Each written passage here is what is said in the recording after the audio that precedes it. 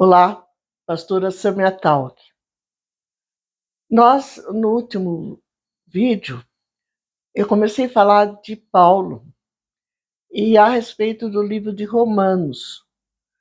E vou repetir um pouquinho aqui, porque eu considero o livro de Romanos um dos livros mais difíceis do Novo Testamento, excetuando Apocalipse. Paulo escreveu esse livro mais ou menos em 55, 60 depois de Cristo. E ele escreveu aos Romanos porque ele tinha muita vontade de ir para lá. Mas aconteciam tantas coisas que ele nunca poderia ou pôde realizar até esse desejo dele. Só mais tarde ele chegou até Roma. Mas nesse momento ele escreve uma carta aos romanos a respeito de vários assuntos.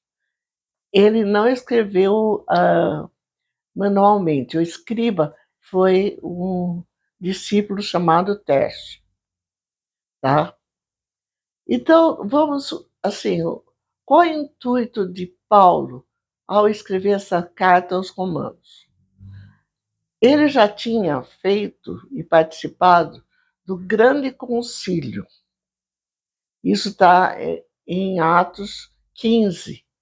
E que aí houve um encontro de várias autoridades e discutiram principalmente a circuncisão.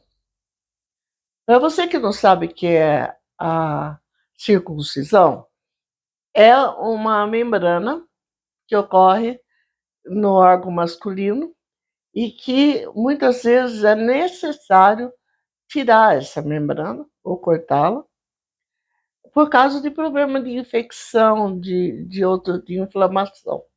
Mas nos judeus isso é obrigatório. A criança, quando ela faz 8 dias, ela já é circuncidada. Pedro era judeu, então Pedro era arraigado nessa teoria da circuncisão e muito mais, que todo aquele que ainda que fosse gentil, gentil sabe o que é? Aquele que não é judeu. Mesmo que fosse um gentil que se convertesse, ele teria que fazer a circuncisão. E essa era a discussão de Pedro e Paulo, porque Paulo dizia que não era assim, que aceitar Jesus Cristo era outro nível, que aceitar Jesus Cristo era para salvação, independente de ser circuncidado ou não. Essa era a posição de Paulo. E Pedro era mais durão, em vários outros aspectos também. Bom, e aí Paulo, ao escrever aos Romanos, ele começa a falar sobre algumas polêmicas que tinha entre ele e as autoridades de Roma. Quais eram? Vou resumir. Uma delas era que eles achavam que a salvação vinha com o cumprimento dos 10 mandamentos. E salvação estava associada à circuncisão. E salvação era por obras. E aqueles que não obedecessem a essas regras não eram salvos, ainda que confessasse Jesus Cristo como Senhor e Salvador da vida deles. Então, essa polêmica, Paulo contradiz o tempo todo, tanto no capítulo 1, 2, 3 e 4. E ele prova nesses capítulos, ele vai citando argumentos que eram indiscutíveis. Ele dava assim um banho de sabedoria, de conhecimento, de profundidade. Então, vamos lá. Salvação. Qual é a verdade? A salvação vem de aceitar Jesus Cristo como Senhor, Salvador e Redentor. Confessar com a sua boca e com o seu coração. Aquele que professa isso é salvo. Não é por ser bom, não é por fazer boas obras, não é. É aceitar Jesus Cristo como Senhor e Salvador. A consequência disso é que o indivíduo vai obedecer os 10 mandamentos. Por quê? Porque nos 10 mandamentos a gente fica conhecendo detalhadamente o que é pecado e o que não é pecado. O que devemos ser e o que não devemos ser. Tudo bem? Então, obedecer os mandamentos é consequência. Segui-los é consequência. Não é você é salvo porque você obedece os mandamentos. E obra não salva ninguém. A fé é o mover da nossa salvação. A nossa salvação vem pela fé. É gratuita. Não é paga. Porque Jesus já pagou por todos lá na cruz. Então, é bem verdade que tem um momento que a palavra diz que a fé sem obras, ela é morta. Por quê? Porque quem tem Jesus, ele vai também ter a sensibilidade de socorrer os necessitados. A palavra diz promessas, bem-aventurado aquele que socorre o necessitado. Então, mas não salva. Aí, no capítulo 4 dos Romanos, Paulo vai citar duas personagens. Ele começa por Abraão. O pai da fé é Abraão. É o pai nosso, é o pai dos judeus, Abraão.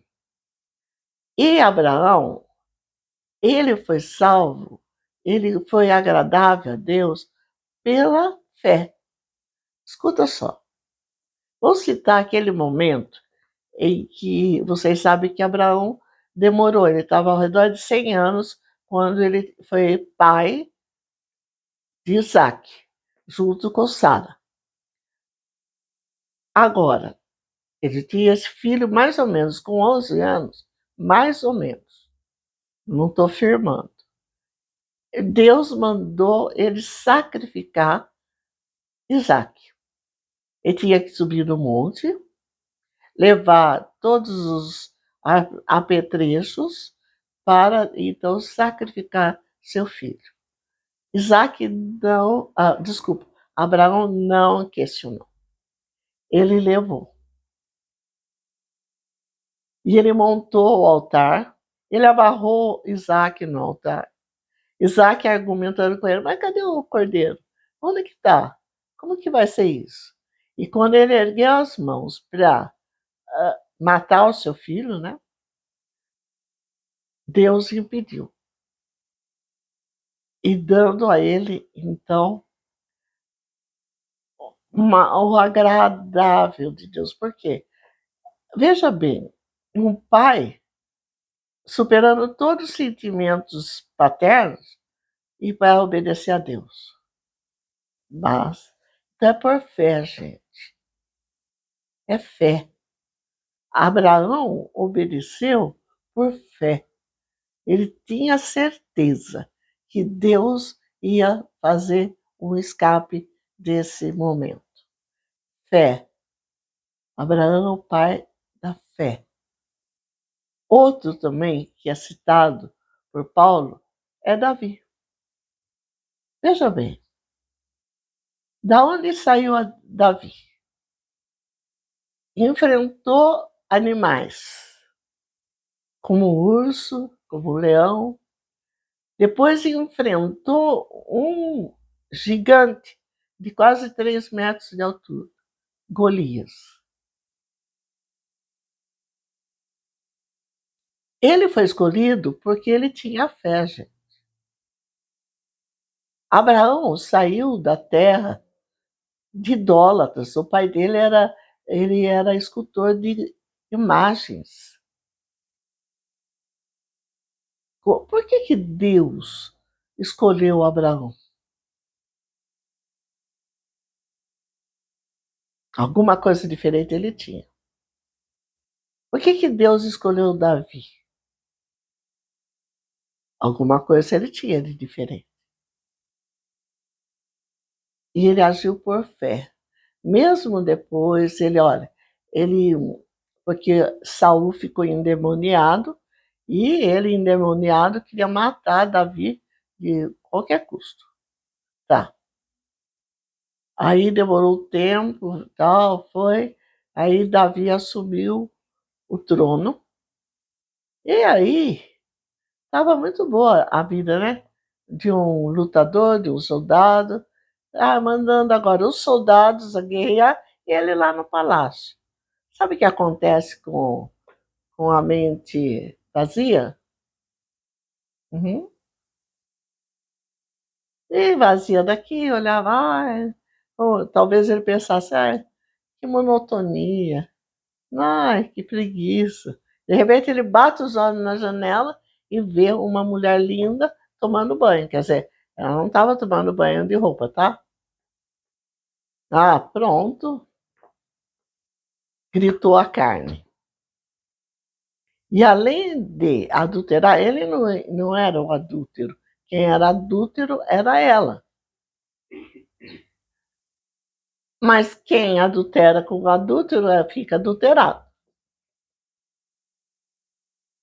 E aí esse pecado chama outro pecado. Um pecado chama outro pecado. E ele, de adúltero, passou a ser assassino. Porque ele determinou estratégia para matar o marido de Betseba, que era um ótimo, fiel soldado. E pôs ele na frente. Ele morreu.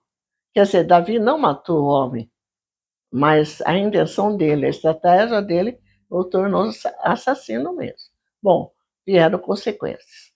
Ele chorou, se arrependeu, tem salmos escritos por ele, dando a questão do arrependimento de Davi, certo?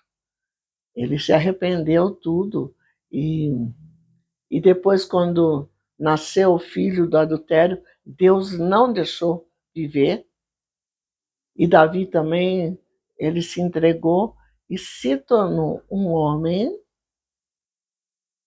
do coração semelhante a Deus. Olha forte. Mas tudo que Davi fez foi pela fé.